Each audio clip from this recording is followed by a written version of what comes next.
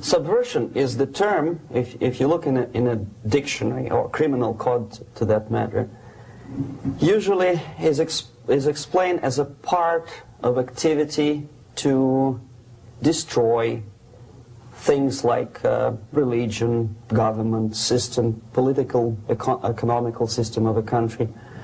And usually it's linked to espionage and such romantic things as blowing up bridges, sidetracking trains, cloak and dagger activity in Hollywood style.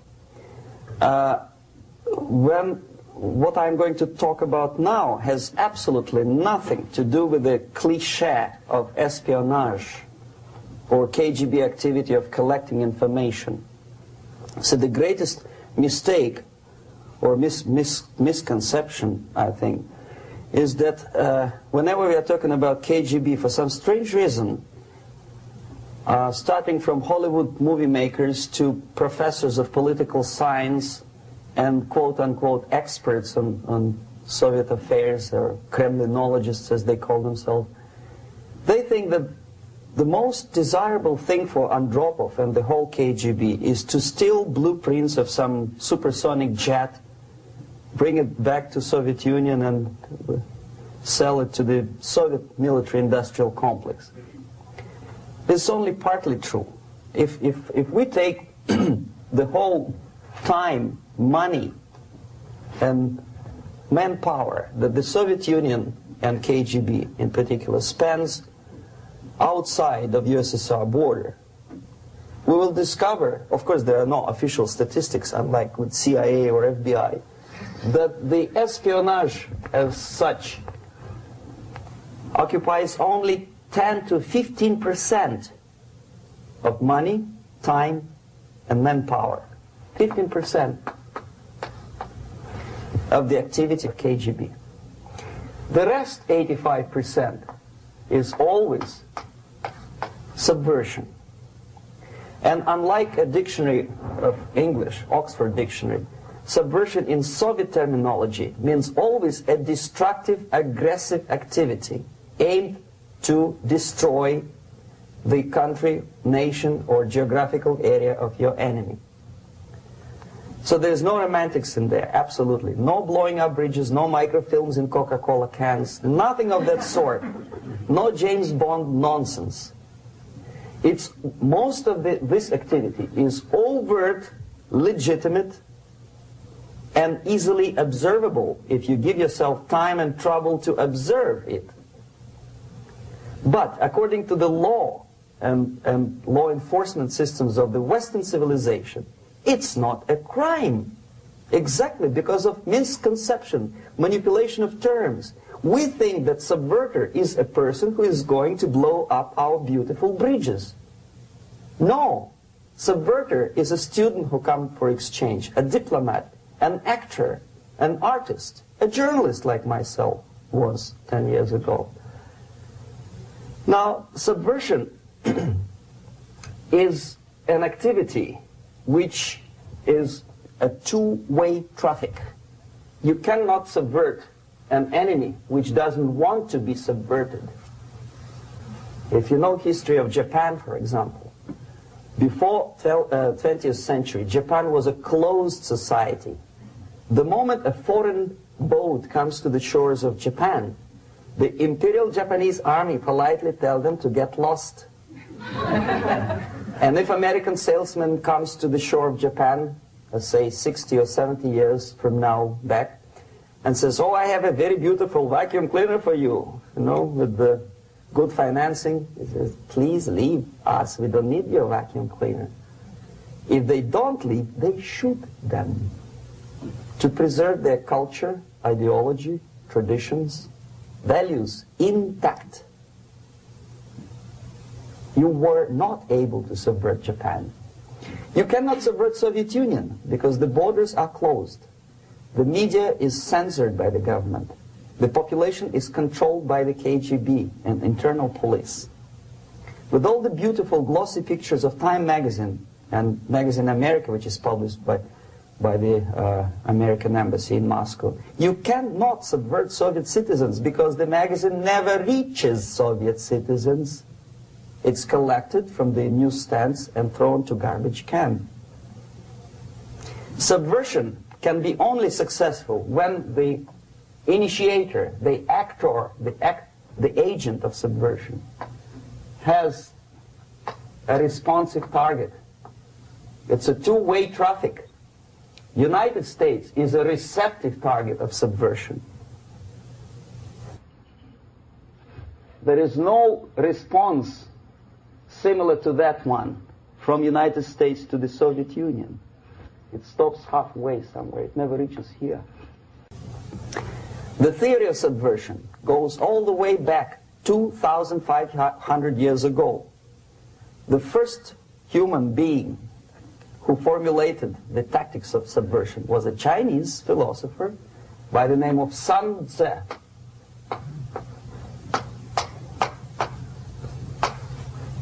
2,500 years BC.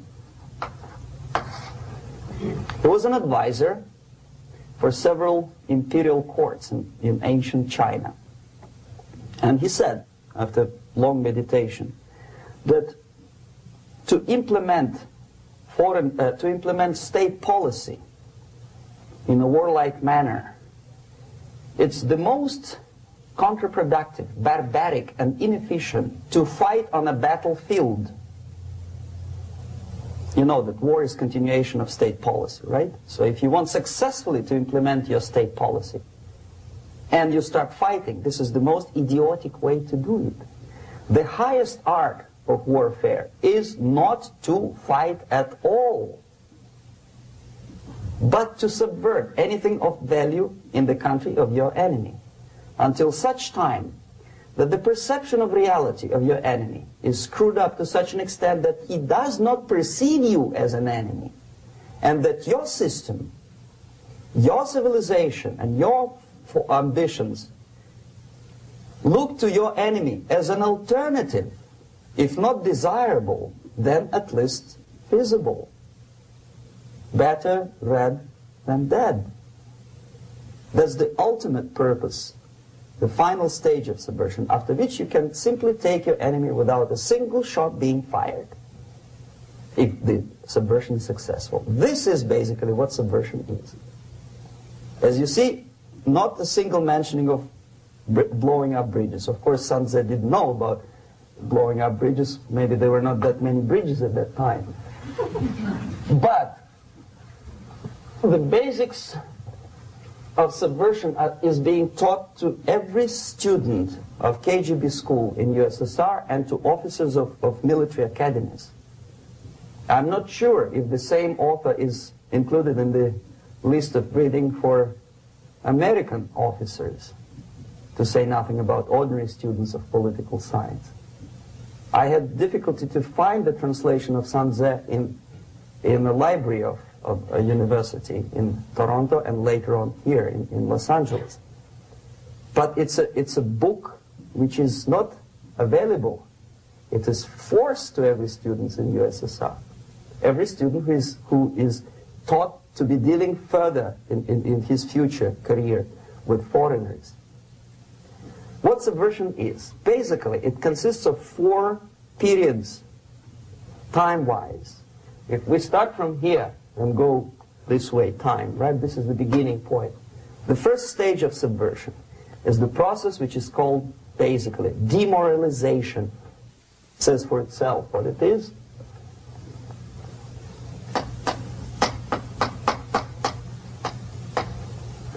It takes from, say, 15 to 20 years to demoralize a society. Why 15 or 20 years? This is the time sufficient to educate one generation of students or children. One generation. One lifetime span of a person, a human being, which is dedicated to study, to shaping up the outlook, ideology, personality. No more nor less. Usually it takes from 15 to 20 years. What it includes? It includes influencing, or by various methods, infiltration, propaganda methods, direct contacts, doesn't really matter. I will describe them later. Of various areas where public opinion is formulated or shaped. Religion, educational system, social life, administration, law enforcement system, military, of course, and labor and employer relations, economy. Okay? 5 areas. I will not write them down because we will not have enough space. Sometimes when I describe all the methods, students ask me question, are you sure this is the result of the Soviet influence? Not necessarily. You see, the tactic of subversion, about which I'm talking, is similar to the martial art, the Japanese martial art. If some of you are familiar with that tactic, probably you will remember that if an enemy is bigger and heavier than yourself, it would be very painful to resist his direct strike. If a heavier person wants to strike me in the face, it would be very naive and counterproductive to stop his blow. The Chinese and Japanese judo art tells us what to do. First to avoid the strike, then to grab the fist and continue his movement in the direction where it was before, right? Until the enemy crashes in the wall. You see? So, what happens here? The target country obviously does something wrong. If it's a free democratic society, there are many different movements within the society. There are obviously, in every society, there are people who are against this society. They may be simple criminals, ideologically in disagreement with the state policy, conscientious enemies, simply psychotic personalities who are against anything, right? And finally, there are a small group of agents of a foreign nation, bought, subverted, recruited, right? The moment all these movements will be directed in one direction, right? This is the time to catch that movement and to continue it until the movement forces the whole society into collapse, into crisis, right? So that's exactly the martial art tactic. We don't stop an enemy. We let him go. We help him to go in the direction we want them to go. Okay? So, on the stage of demoralization, obviously there are tendencies in each society, in each country, which are going to opposite direction from the basic moral values and principles. To take advantage of these movements, to capitalize on them, is the main purpose of the originator of subversion. So we have religion, we have education, we have social life, we have power structure, we have labor relations, unions, and finally we have law and order. 1, 2, 3, 4, 5, 6. Okay? These are the areas of application of subversion. What it means exactly? In case of religion, destroy it, ridicule it, replace it with various sects, cults, which bring people's attention, faith, whether it is naive, primitive, doesn't really matter.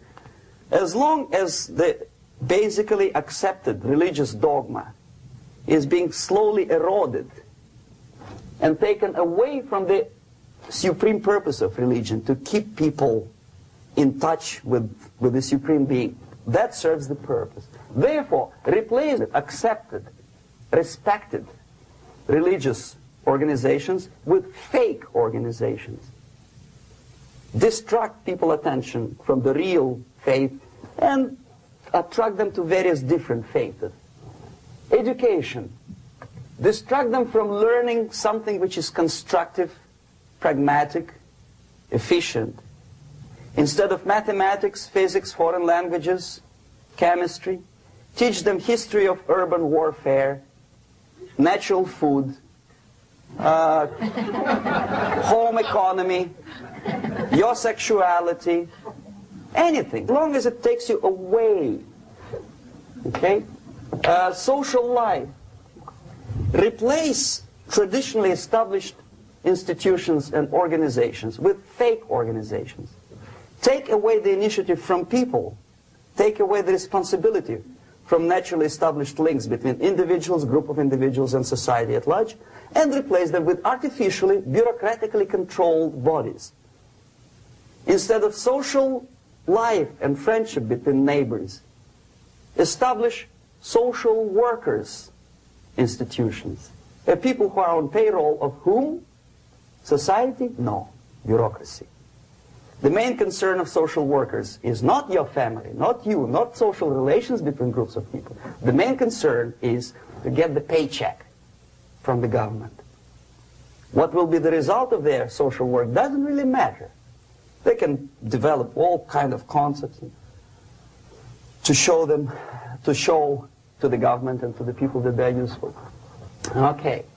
Away from the natural links. Power structure. Okay. The natural bodies of administration, which are traditionally either elected by people at large or appointed by elected leaders of society, are being actively substituted by artificial bodies. The bodies of people, groups of people, whom nobody elected. Never. As a matter of fact, most of the people don't like them at all, and yet they exist. One of such group is media. Who elected them? How come they have so much power? Almost monopolistic power on your mind. They can rape your mind. But who elected them? How come they have a nerve to decide what is good and what is bad for the elected by you, president, and his administration? Who the hell are they? Spiro Agnew, who was hated by the liberal left, called them a bunch of enfeebled snobs. And that's exactly what they are. They think they know. They don't. The level of mediocrity. In a big establishment like New York Times, Los Angeles Times, major television network, you don't have to be excellent journalist.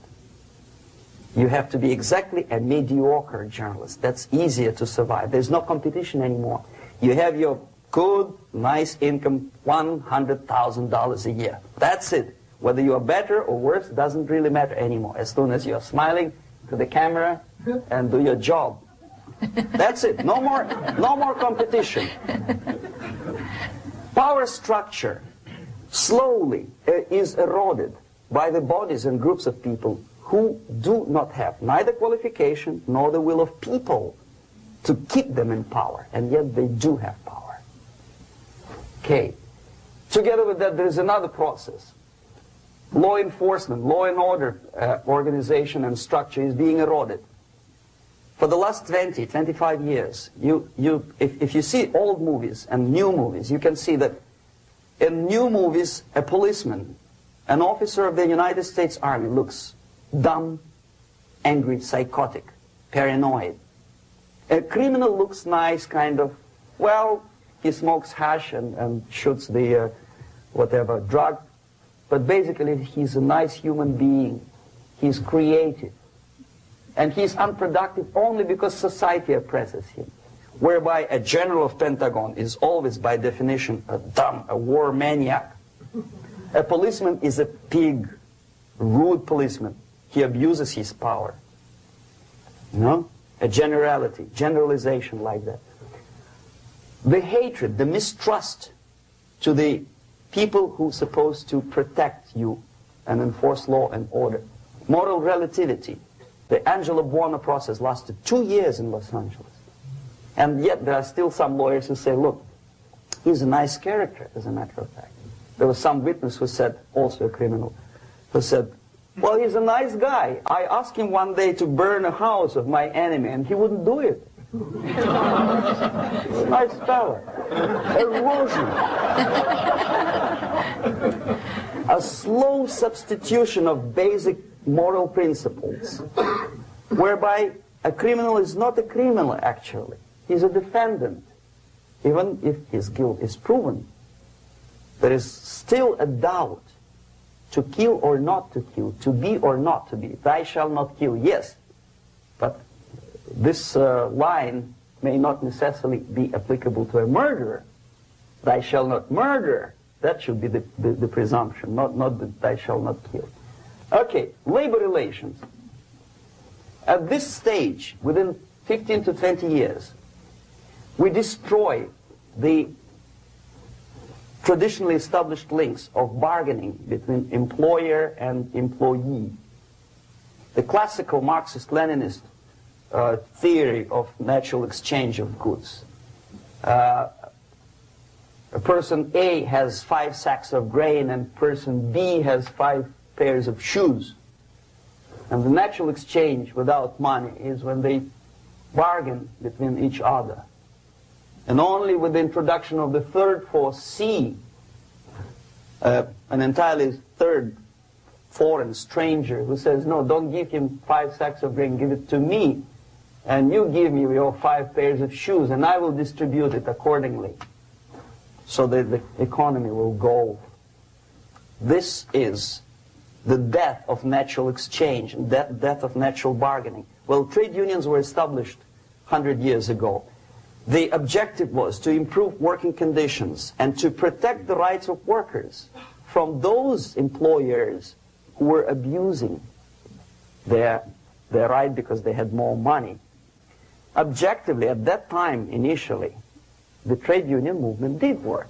What we see now is that the bargaining process is no longer resulting in the compromise, which is leading objectively to betterment of working conditions and increase of salary. What we see is that after each prolonged strike, the workers lose. Even if they have 10% increase of their salaries, they cannot catch up due to inflation and due to missed time. More than that, millions of people suffer from that strike because economy now is interdependent. It's intertwined like one body. If previously steel workers, say 100 years ago, could strike and nobody would suffer, now it's impossible anymore. If a garbage collector strikes today, the rest of the multi-million city is stinking. I mean, there's no more service. In Quebec, for example, we had the electricians who were on strike in the middle of winter. You can freeze your bottom, and they still were on strike. Did they catch up with the salary? No, they lost. Who benefited? The leaders of trade unions. What is the motivation for strike? Improving of a workers' condition? No, obviously it's not. Then what is it? Ideology. To prove to these capitalists. And the obedient horde of workers, like sheep, follow these people. And they cannot disobey. Why? Because if they do, you know what happens to them. Pickets, murders, shooting truck drivers by picketers. In Montreal, for example, I saw with my own eyes when I was correspondent of CBC International, Canadian Broadcasting Corporation, when the workers of aircraft factory destroyed computers and the equipment in the factory. And the administration employed strike breakers. Their cars were turned upside down and burned. Their houses were burned. Their kids were intimidated. And some victims were there. Of that you can be sure. Why? To improve conditions of workers? No. Ideology. Okay, so this is what happens basically. It may or may not happen without the help of the Soviet Union. But the natural tendencies are being greatly taken advantage of and capitalized by the Soviet propaganda systems. How? Whenever trade union strikes, we have influx of propaganda, mass media, ideological dissemination. The workers' right, and we repeat it like parrots. Yes, workers' right. Whose rights? Workers? No. The only freedom of worker to sell his labor according to his own desire and will is taken away from him. By whom? By trade union boss. Unlimited power is given. Responsibility. I want to sell my labor not for $2.50 an hour, but for $2. I don't have right. My freedom is denied to me. I know that if I sell my work for $2 an hour, not for $3 an hour, I will compete better with the other guy who is lazy and more greedy. I don't need $3. I need only $2. No, I was made to believe by media, by business, by advertising agencies that I need more and more and more. Have you ever heard any advertising on TV to consume less? No. No way. Whether you need a six-cylinder car or not, you have to buy it. And hurry up. When I was driving here, on the local radio station, an excited announcer said, "You hurry up, rush and save, save, save. There is a pantyhose sale." Save by buying more. See? Of course. It would be too naive to expect that KGB makes that advertising agency to do such a crazy commercial. No, of course not. But what we did when I was working for Novosti Press, we would snow plow editorial offices, student organizations, religious groups with literature of class struggle, if not directly Marxism-Leninism propaganda, then a propaganda of legitimate aspirations of working class, betterment of life, equality. Equality, mind you. President Kennedy once said, we will make America to believe that people are born equal. Are people born equal? Is there any mentioning in the Bible or any other holy scripture in any religion, if you don't believe me, go to the library and check it. There is not a single word about equality. Just the opposite. By your deeds, God will judge you. What you do is important. The merit of your personality. You cannot legislate equality. If you want to be equal, you have to be equal. You have to deserve it. And yet we build our society on the principle of equality. We say people are equal. We know it is false. It's a lie. Some people are tall and stupid. Others are short, bold, and clever.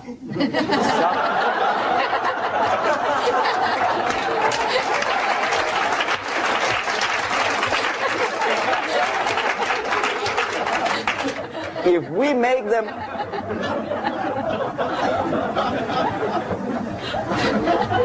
make them equal by force, if we put the principle of equality in the basis of our socio-political structure, it's the same thing as building a house on sand. Sooner or later it will collapse, and that's exactly what happens. And we, as Soviet propaganda makers, are trying to push you in the direction which you go yourself. Equality, yes, equality. People are equal. Land of equal opportunities. Is it true or not? Think about it. Equal opportunities. Should there be equal opportunities? For me and for a lazy bastard who come here from some other country and immediately registers as a welfare recipient benefits?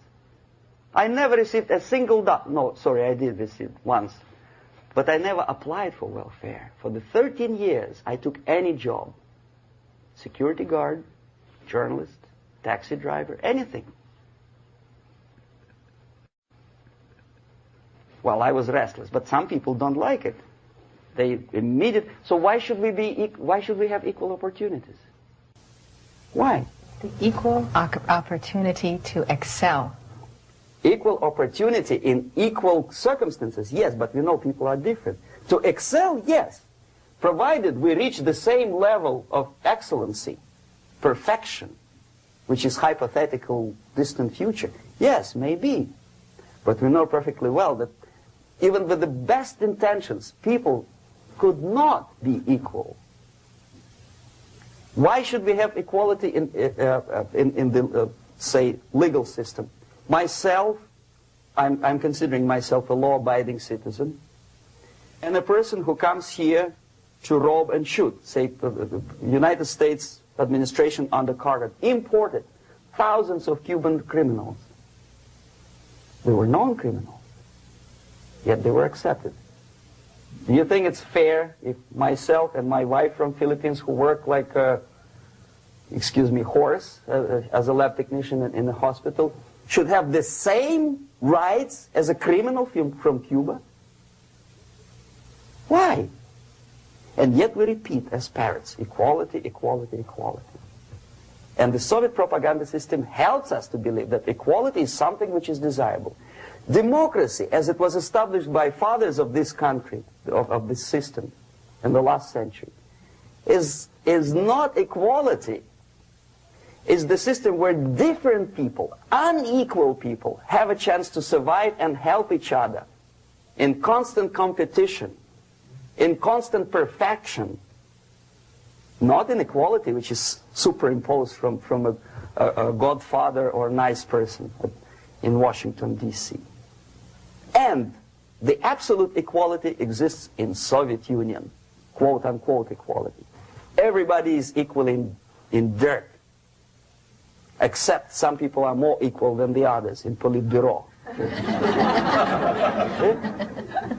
So, the moment you bring a country to the point of almost total demoralization, when nothing works anymore, when you are not sure whether it is right or wrong, good and bad, but there's no division between evil and good, when even the leaders of church sometimes say, well, violence for the sake of justice, especially social justice, is justified in the countries like Nicaragua, El Salvador, well, maybe Rhodesia, and we listen to them and say, yeah, probably it's true. Is it true? No, it is not true. Violence is not justified, especially for the sake of quote-unquote social justice introduced by Marxist-Leninists, that is my former colleagues from Novosti Press Agency. Okay, so we reached that point. The next step is destabilization.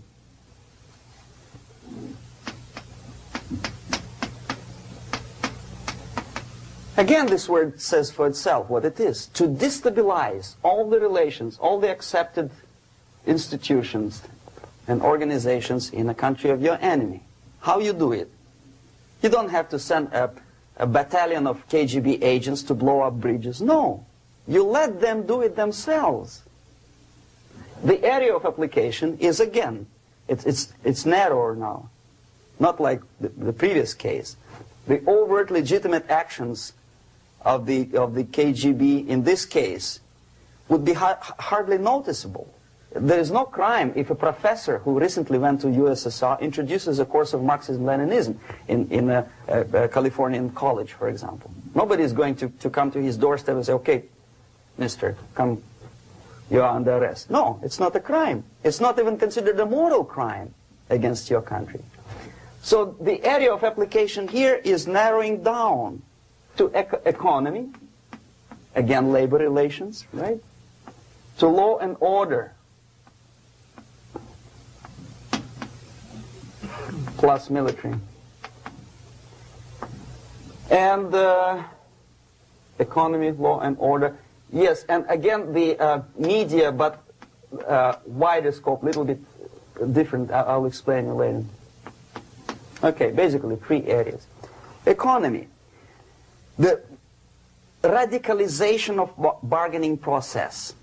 If on that stage we still could achieve, theoretically, some positive compromise between the negotiating sides with say, the arbitrary, introduction of arbitrary judges, a third side, objectively judging the demands of both sides. Here it's radicalization. On the stage of destabilization, we cannot come to compromise even within a family. The husband and wife couldn't figure out which is better. Husband wants his kids to eat at the table, and wife wants a child to roam around the room and drop food all over the floor. They cannot come to compromise unless they start a fight. It's impossible to reach a compromise, constructive compromise, between neighbors.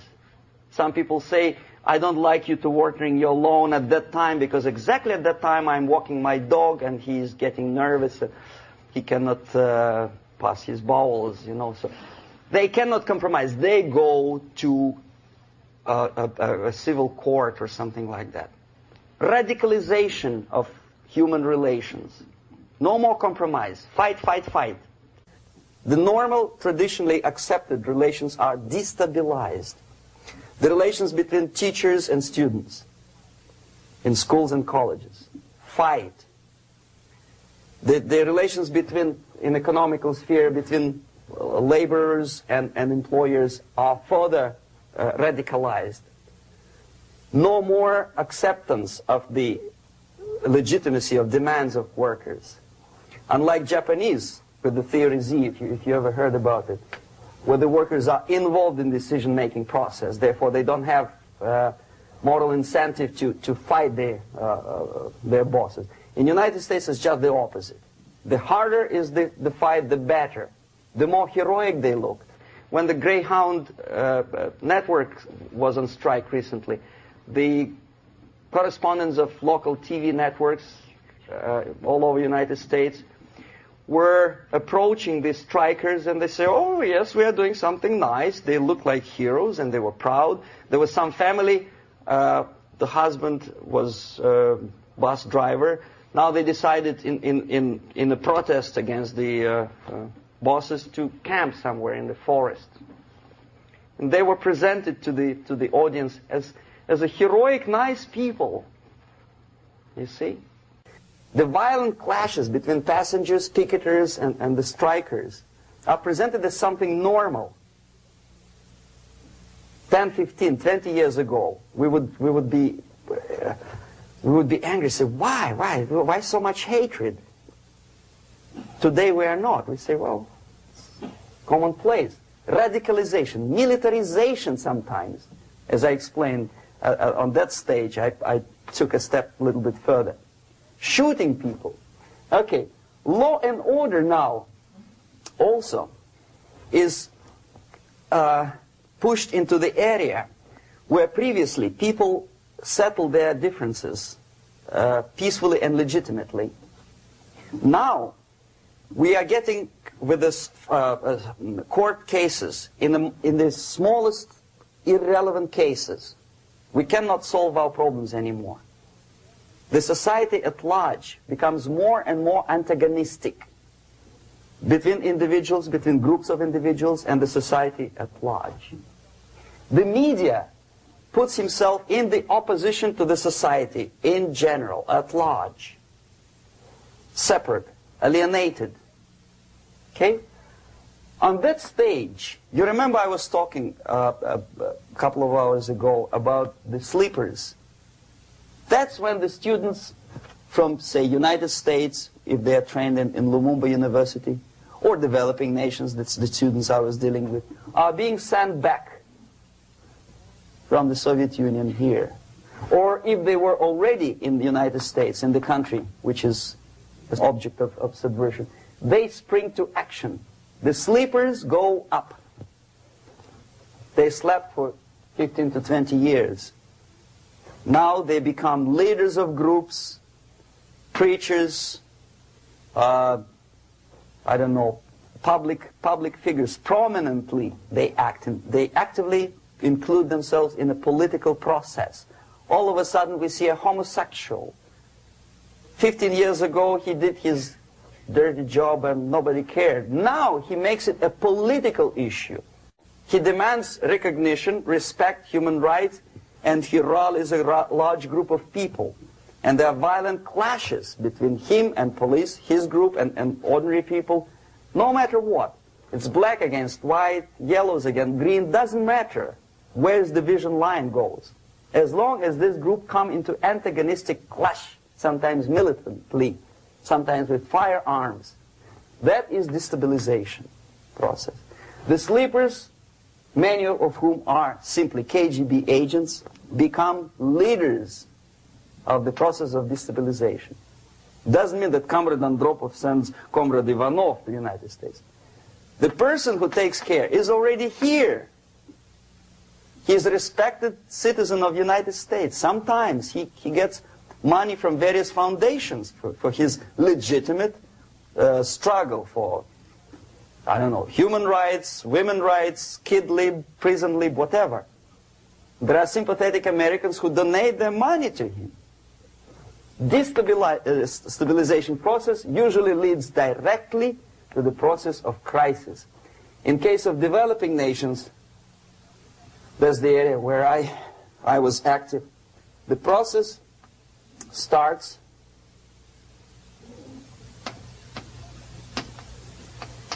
when the legitimate bodies of power, the social structure collapse. It cannot function anymore. So instead, we have artificial body injected into society, such as non-elected committees. You remember I was talking about them here. Social workers who are not elected by people, media who are self-appointed rulers of your opinion, some strange groups which claim that they know how to lead society forward. They don't usually. All they care is how to collect donations and sell their own concocted ideology, mixture of religion and ideology. Here, we have all this artificial body claiming power. If the power is denied to them, they take it by force. In case of Iran, for example, all of a sudden we have revolutionary committees. What kind of revolution? There was no revolution yet, and yet they had the committees. They were taking power of judgment. They had the power of execution, they had the power of legislation, and that they had the power of judicial. All of them combined in one person, who is half-baked intellectual, sometimes graduated from Harvard University or Berkeley. He comes back to his country and he thinks that he knows the answer to all the social, economical problems. Okay? Crisis is when society cannot function any more productively. It collapses, obviously. That's the word for crisis. So therefore, the population at large is looking for a savior. The religious groups are expecting a messiah to come. The workers say, we have family to feed. Let's have a strong government, maybe socialist government, centralized. When somebody put the employers on their place and let us work. We are sick and tired of going to strike and missing overtime and all that stuff. We need some strong man, strong government, a leader, a savior is needed. Population is sick and tired already. And here we are. We have a savior. Either a foreign nation comes in, or the local group of leftists, Marxists, no matter what they call themselves, Sandinista, a reverend or some sort, Bishop Muzureva, like in Zimbabwe, doesn't matter. A savior comes and says, I will lead you. So we have two alternatives here. Civil war and invasion. Okay? See how it goes? Civil war, we know what it is. Lebanon is the best example. The civil war, which was artificially implanted in Lebanon by injection of force of PLO, Palestinian Liberation Organization. Invasion we had in many other countries like Afghanistan, name any East European country, it was invaded by the Soviet army. But the result is the same. The next stage is normalization. Normalization is a very ironic word, of course. It is borrowed from 1968 situation in Czechoslovakia, when the Soviet propaganda and after them New York Times declared the country is normalized. The tanks moved into Prague, so there is no more Prague Spring, there is no more violence. Normalization. At that stage, the self-appointed rulers of the society don't need any revolution anymore. They don't need any radicalism anymore. So this is the reverse from destabilization. Basically, it is stabilizing the country by force. So all these sleepers and activists and social workers and liberals and homosexuals and professors and Marxists and Leninists are being eliminated. physically sometimes. They've done their job already. Okay? They are not needed anymore. The new rulers need stability to exploit the nation, to exploit the country, to take advantages of the victory. Okay? So no more revolutionaries, please. And that's exactly what happens in a number of countries. You remember Bangladesh? This is the crisis in which I was instrumental. First they had Mujibur Rahman. In 1971, he was the leader of People's Party, Awami League, with mustache like Stalin. He was in Russia many times. In 5 years, he was shot by his former colleagues, Marxists. He fulfilled his function. In Afghanistan, it happened 3 times. First there was Taraki, then there was Amin, now there's Babrak Karmal. They killed each other successively, one after another. The moment he fulfills his duty, the first one demoralized country, the second destabilized, the third one brought it to crisis. Goodbye, comrades. Babrak Karmal comes from Moscow and put into the seat of power. Same thing happened in Grenada recently. Maurice Bishop, Marxist, was killed by Austin, what's his name, General something, who was also a Marxist. Right? So no more revolutions, please. Normalization now. From now on, no more strikes, no more homosexuals, no more women lib, no more kid lib, no more lib, period. A good, solid, democratic, proletarian freedom. That's it.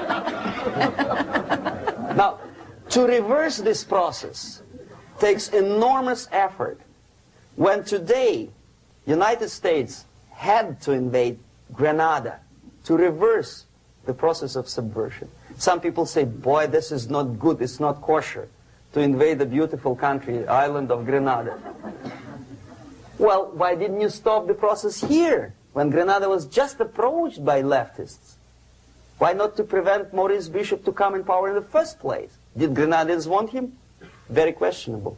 They didn't know who was Maurice Bishop in the first place. He came to power by coup d'etat himself. Okay? No, we let the situation develop further and further and further until the crisis and normalization very soon. And then the United States decided to invade country, discovering that the country was absolutely a military base for the Soviet Union. Of course it's a drastic measure. Of course it's a pity that Marine Corps had to lose, what, 17 lives. Very bad. Why not to stop the process before it comes to crisis? Oh, no, intellectuals will not let you. It's interference into domestic affairs. They're very careful not to let American administration to interfere in domestic affairs of Latin American countries. They don't mind Soviet Union interfere in these affairs. Okay. So to reverse this process, from here, it takes only and always military force. No other force on earth can reverse this process at this point. At this point, it does not take military invasion of the United States Army. It takes strong action, like in Chile. A CIA covert involvement to prevent the savior from outside to come into power and to stabilize country before it erupts into civil war. Stabilize country before it erupts into civil war. Okay? Support the right-wing conservative forces. By money, by crooks or love, doesn't matter. Stabilize the country. Don't let the crisis develop into civil war or invasion. Oh no, your liberals will say it's against the law. The Congress will not appropriate money for covert actions of CIA. Why not? Should we wait till the normalization come and Soviet tanks land in Los Angeles airport? Now, at that point, at the point of destabilization, also the process could be reversed. Again, easily than this. No CIA involvement at this point. You know what it takes here? Restriction of some liberties for small groups which are self-declared enemies of the society. As simple as that. Oh no, the media and liberals will tell you this is against the American Constitution. How can we by force deny the civil rights to criminals, for example? It's not good. Okay? So we allow them to, okay, if you allow the criminals to have civil rights, go on and bring the country to the crisis. This is a bloodless way to do. Curb the rights. I mean, not to put them in prison. No, I'm not talking about putting all the gays from San Francisco in the concentration camp. Do not allow them to take political force. Do not elect them to the seats of power, whether it is municipality level, state level, or federal level. It has to be beaten in the heads of American voters that a person like that in the seats of power is an enemy. Do not be afraid of this word. It is an enemy. If he is not an enemy here, he will be here. Later on, he will be shot, of course. But at this point, he is an enemy. Okay? You are doing great service by denying him a right to capitalize on his own crazy ideas and become a powerful man, a man who uses the seat of power.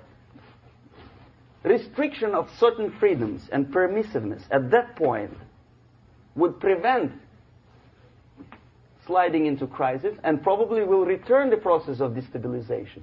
To curb unlimited power, monopolistic power of trade unions, here, at that point, would save economy from collapsing.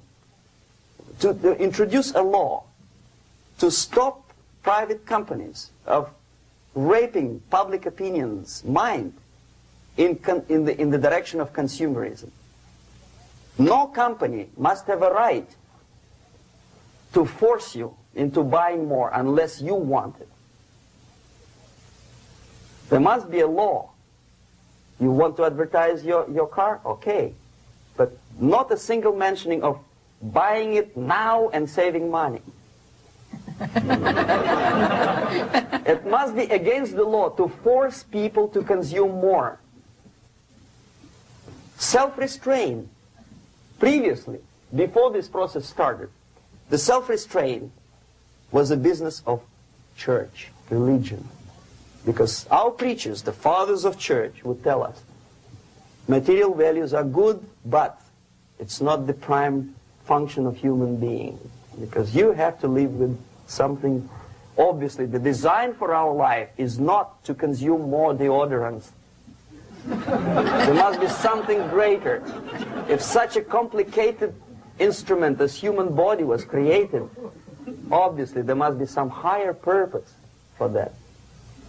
And it's very easy to avoid destabilization by denying the greedy companies one little freedom, one little liberty, forcing you into turning yourself into processors of unwanted products and goods. They turn you into machines, like the worm who there's inlet and outlet. So, and how long an average appliance lasts these days? Less than a year. Why? Where's workmanship? Well, we want you to buy more. Okay. Destabilization process could be easily overcome if, as I say, the society, by its own will or after persuasion by the leaders, will come to the idea of self-restraint. It's so hard, we want to consume more, but you have to. Unless you will come to this stage, when, as we say in Russia, if Sahara Desert ever becomes a communist state, there will be shortage of sand. So you have to curb your... You have to curb your expectations at this point before it's too late. But no, we don't want to do it. Demoralization process. Again, it's the easiest thing to reverse. First of all, by restricting import of propaganda. The easiest thing to do. Unlimited, unrestrained import of Soviet literature, Soviet journalists. Giving Soviet propaganda and ideological agitators equal time on American TV networks. It has to be stopped. And it's easier. They won't be offended, mind you. As a matter of fact, they will respect America more. But when my former colleague Vladimir Posner appears on Nightline, and Ted Koppel asks him, well, Vladimir, what do you think about this? And what can he think? He is an instrument of propaganda. He thinks what Comrade Andropov tells him to think. He's just a nice, articulate mouthpiece of the Soviet subversion system. And Ted Koppel makes you believe that my friend Vladimir Posner thinks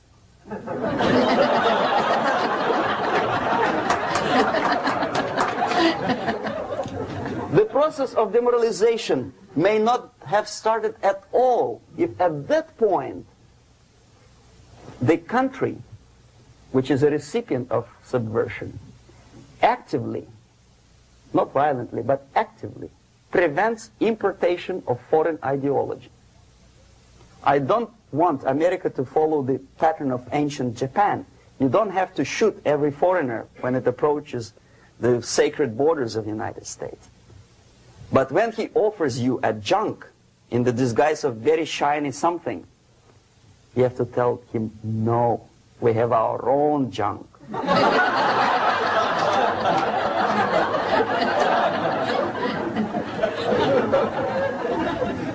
If at that point the society is strong, brave, and conscientious enough to stop importation of ideas which are foreign, then the whole chain of events could be prevented. Recently I've been to Philippines, and I was shocked how in big cities like Manila, children listen to deafening music. A melodious nation with long traditions of good, nice ethnic music, introduced by Spanish long time ago, maybe 2 centuries, 3 centuries ago, I don't remember how long. All of a sudden listen to musical garbage, blasting their radios at full blast, at full volume. Why? In India, I spent many years watching the reactions of Indians walking out of movie theaters after seeing Hollywood production. They couldn't figure out why Americans are so wasteful. They smash their cars, their shiny cars, every 5 minutes. How come they shoot each other for $500,000? Is it true that they're so obsessed with sex? Can you imagine showing a movie where each 5 minutes there's a copulation on the screen to a country like India with long tradition of respect to these private matters, or to Pakistan?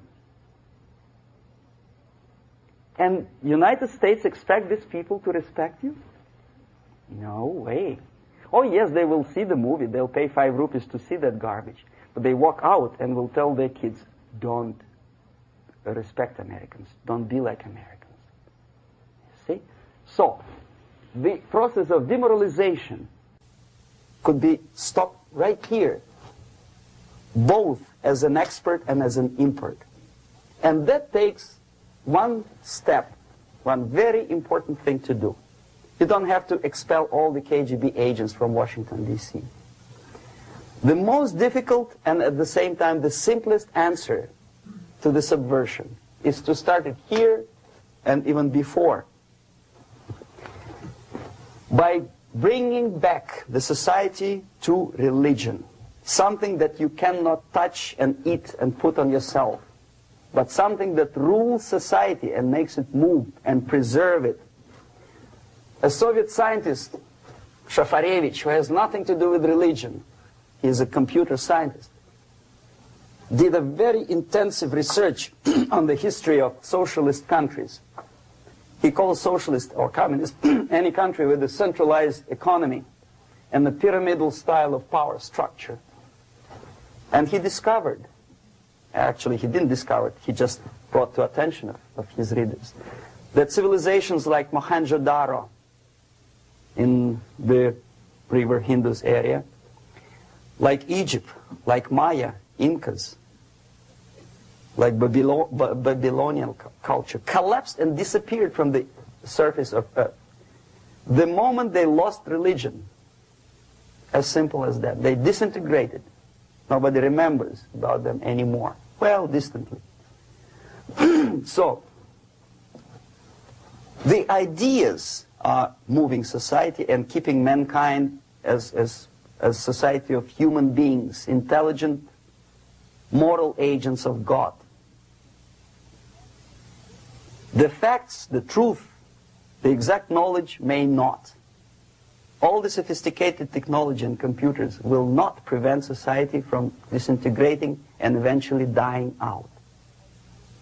Have you ever met a person who would sacrifice his life, freedom, for the truth like that? This is truth. I never met a person who said, this is truth and I'm ready to shoot me.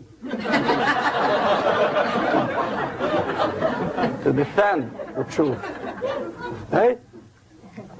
But millions sacrifice their life, freedom, comfort, everything for things like God. Like Jesus Christ. It's an honor. Some martyrs in the Soviet concentration camp died. And they died in peace. Unlike those who shouted, "Long live Stalin," knowing perfectly well that he may not live long. Something which is not material moves society and helps it to survive. And the other way around. The moment we turn into 2 by 2 is 4 and make it a guiding principle of our life, our existence, we die. Even though this is true, and this we cannot prove. We only can feel and have faith in it. So the answer to ideological subversion, strangely enough, is very simple. You don't have to shoot people, you don't have to aim missiles and Pershings and cruise missiles at Andropov's headquarters. You simply have to have faith and prevent subversion. In other words, not to be a victim of subversion. Don't try to be a person who in judo is trying to smash your enemy and being caught by your hand. Don't strike like that. Strike with the power of your spirit and moral superiority.